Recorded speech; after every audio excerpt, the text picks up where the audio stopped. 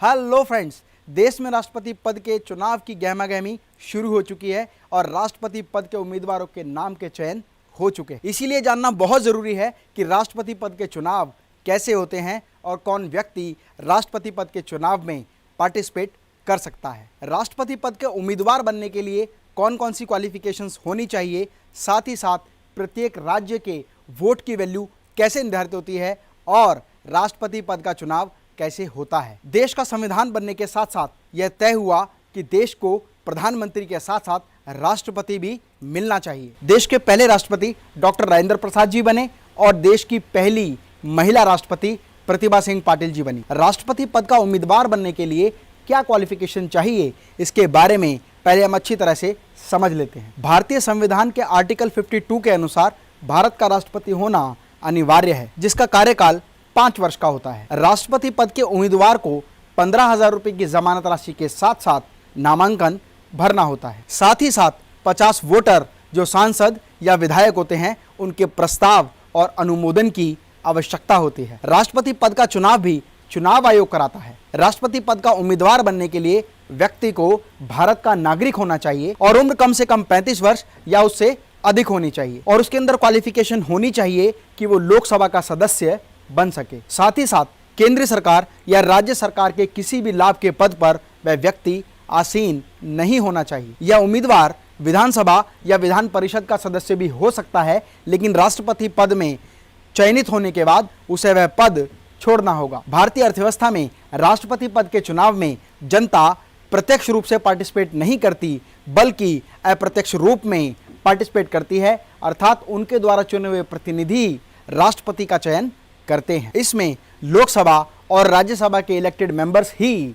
Vote करते हैं, जबकि प्रेसिडेंट नॉमिनेटेड एमपी इसमें वोट नहीं डाल सकते, जैसे सचिन तेंदुलकर और रेखा। देश में 6 ऐसे राज्य हैं जहां पर विधान परिषद है, लेकिन विधान परिषद के लोग इसमें वोट नहीं डाल सकते। तो आइए जानते हैं कि राष्ट्रपति पद का चुनाव कैसे होता है। राष्ट्रपति पद के चुनाव के लिए भारत की जनगणना जो 1971 में हुई, उसके आधार पर जनसंख्या को शामिल किया जाता है और भविष्य में भी 2026 तक इसी जनगणना के आधार को लिया जाएगा। इस पद के चुनाव के लिए जो फार्मूला बनाया गया है, यह भी एक खास फार्मूला है, ताकि बिना किसी गड़बड़ी व पक्षपात के बिना यह चुनाव प्रक्रिया बहुत बेहतरीन तरीके से की जा सके। इस चुनाव प्रक्रिया के 3 मुख्य चरण हैं। कुल विधायकों की वोट वैल्यू के अनुसार लोकसभा और राज्यसभा के सांसदों के वोट की वैल्यू निकाली जाती है और इस सारे प्रोसेस के माध्यम से ही राष्ट्रपति पद के उम्मीदवार के वोट की वैल्यू निकाली जाती है। राज्य के विधायक के वोट की वैल्यू निकालने के लिए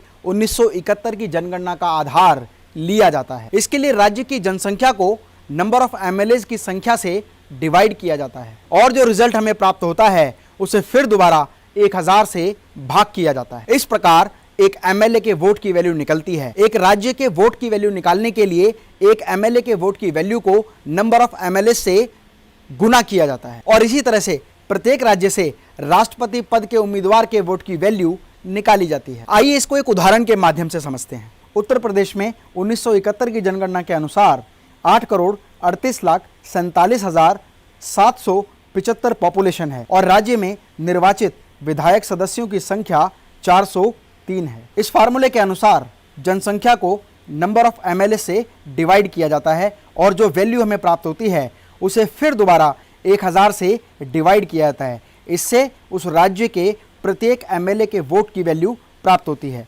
अब पूरे राज्य के वोट की वैल्यू निकालने के लिए एमएलए के वोट की वैल्यू को नंबर ऑफ एमएलए से गुना किया जाता है। इसी तरह से सभी राज्यों के वोट की वैल्यू निकाली जाती है। सांसदों के वोट की वैल्यू निकालने के लिए लोकसभा के सदस्य जो 543 हैं और राज्यसभा के सदस्य जो 233 हैं, उनको जोड़ लिया जाता है तो कुल सदस्यों की संख्या 776 हो जाती है। राज्यों के कुल वोट की वैल्यू को कुल सांसदों से भाग किया जाता है, जिससे एक सांसद के वोट की वैल्यू निकल आती है और सांसद के वोट की वैल्यू को जब 776 से गुना किया जाता है तो टोटल सांसदों के वोट की वैल्यू आती है।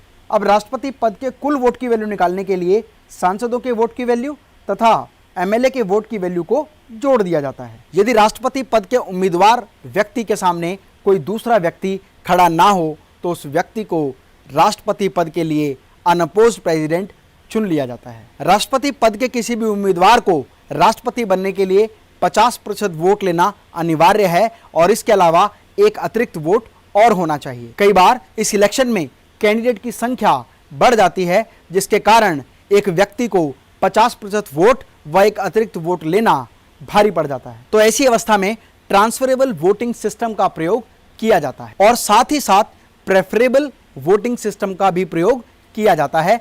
मतलब 4 उम्मीदवार राष्ट्रपति पद के लिए खड़े हुए हैं और कुल वोटों की संख्या 1000 है। ए व्यक्ति को 120 वोट, बी व्यक्ति को 300 वोट, सी व्यक्ति को 400 वोट और डी व्यक्ति को 180 वोट मिलते हैं। सबसे कम वोट वाले उम्मीदवार को बाहर कर दिया जाता है और उसके द्वारा प्राप्त वोटों को उसी अनुपात में बाकी उम्मीदवारों में बांट दिया जाता है और यह प्रक्रिया जब तक चलती है जब तक एक व्यक्ति 50% वोट प्लस एक अतिरिक्त वोट प्राप्त न करे। 50% से एक अधिक वोट पाने वाले व्यक्ति को प्रेसिडेंट घोषित कर दिया जाता है।